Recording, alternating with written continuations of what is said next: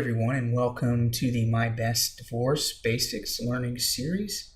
My name is Christopher Bruce. I am a Florida divorce lawyer, and today's lesson is about ensuring your privacy. Our objective with what we're going to be covering is understanding how to keep secure in a divorce, how to keep your email and financial accounts secure, and keep your divorce preparations private from anyone, both your spouse, friends, employers, or anyone else. So privacy, who cares? A big part of having the best divorce is preparation before anything happens. This involves gathering records, making notes in preparation for a meeting with lawyers, preparing for a possible divorce, all of those things. The bottom line is you don't want your spouse figuring out you're considering divorce at this point. You might change your mind later, and if they find out you were thinking about it, it can be damaging to your relationship. And if you move forward with divorce, you don't want them to know what you're planning to do. It blows the strategy, which is designed to get everything done with sooner and be fair for everyone. So you're not helping yourself or your spouse or anybody and your network of connections that depend on you if you blow your divorce strategy by your spouse finding out about it through your computer devices or paper files.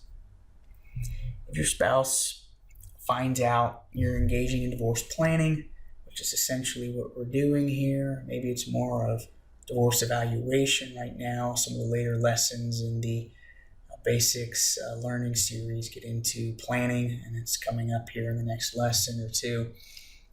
If you're doing all of those things, you don't want your spouse to know, or it's going to be harder to turn back and stop the process. So what do you need to do to stay secure and ensure your privacy? The basics, which we're going to cover each one of these in the next few minutes. But the basics are having a secure email address, changing your password on all your accounts and email address for all of your different accounts, banks, social media, email, etc. You need to secure your devices. You need to disable location tracking software that could be on your devices. You need to set up preferably an online storage account for information, and you need to consider an electronic notes program. At least that's my recommendation. We're going to go through all these things right now.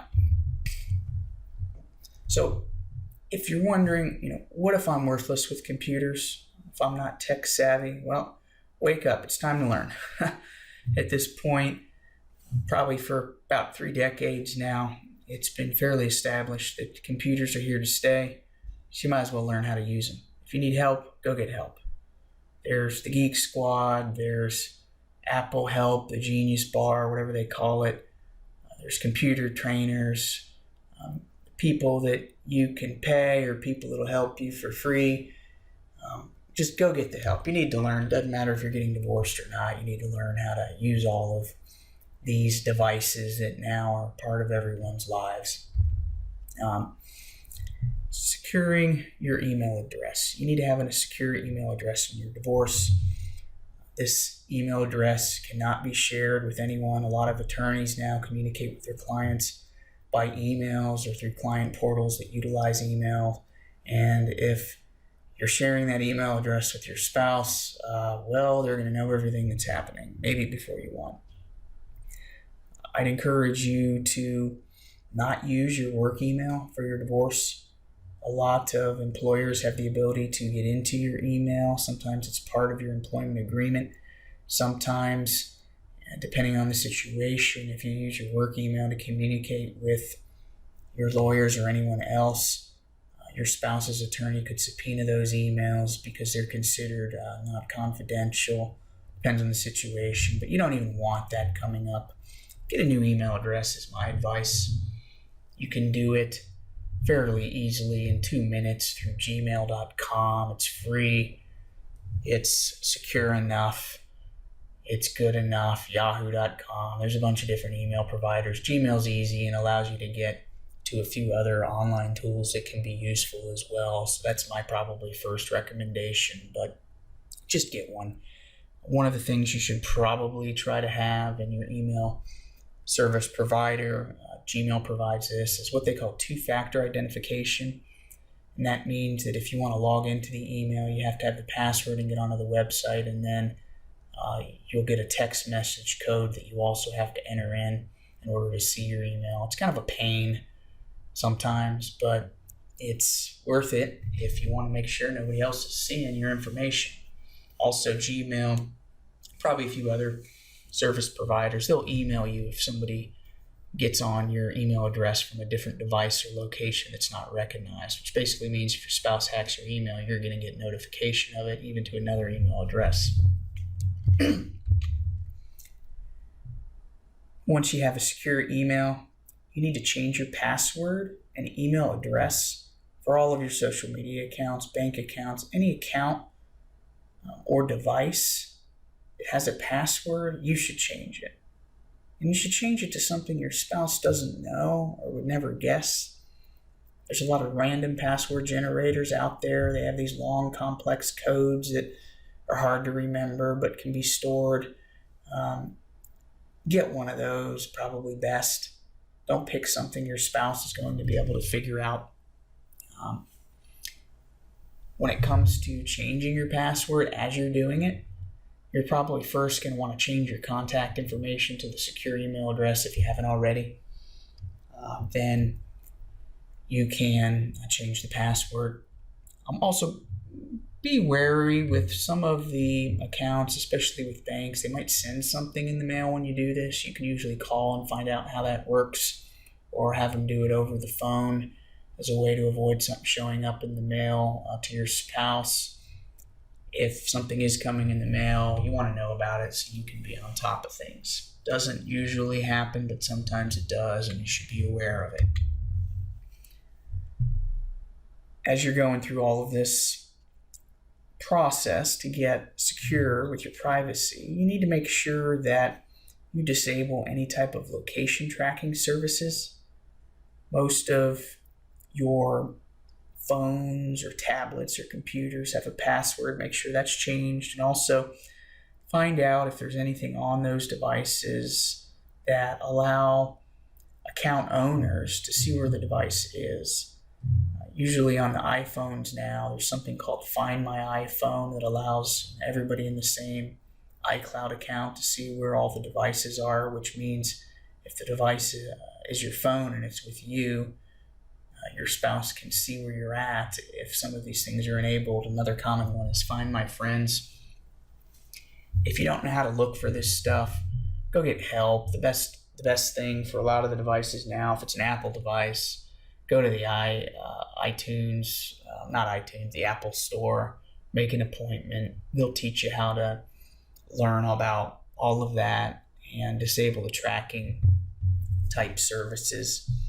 And if it's any other type of device, there's countless trainers out there. If there's a Best Buy in your area, they have what's called the Geek Squad. They're pretty cheap on an hourly basis to teach you this stuff too. I think they'll even go to your home or office. I have no relationship with them. It's just I live close to a Best Buy and I see the Geek Squad, so that's the one I recommend, but there's probably plenty of others. Another aspect of securing your privacy is you're gathering the information to evaluate different aspects of your divorce, and then once you're working with your lawyer, is to set up an online storage account. Basically try to be paperless with your divorce. I think the trend with a lot of things is to go paperless in business. I know I did it, and it saved a lot of cost. It's great. Information's available everywhere, and it can be kept more secure than a bunch of paper sitting in a box. That's why I do it with my law practice, but you can do it too, and it's really not that difficult. If you sign up for an account with a provider of cloud storage, as they call it, you can do the process of saving your information to the so-called cloud, and you can view it from anywhere. That's why it's great. You can do this for free with Dropbox.com. and something called Google Drive, which you can get access to if you have a Gmail email address. Those services are free. They're secure, at least the service providers say they're secure, and their reputation depends on it. They're probably some of the best ones to use. There's a few other storage providers out there for the cloud. Box.com is one of them, but if you want to make it simple and free, go through Dropbox or Google Drive. And once you put information on those cloud storage services, one of the great things about it is you can easily share the information with your lawyer. You don't have to print things out, bring it into the office. If you save it in an organized manner, you can transfer everything right to your lawyer, who you're not going to have to pay to organize it. So it's worth your time and the process of setting up the cloud storage, if you haven't done so yet, to do it now. One thing to remember though, electronic storage, if you want it to be private and secure, it's worthless if your spouse has the password to your devices or knows the password to your storage accounts. So make sure your passwords are changed, not something your spouse is going to know, and change them regularly. Also, if it's available, try to enable a two-factor identification security to get into the storage accounts.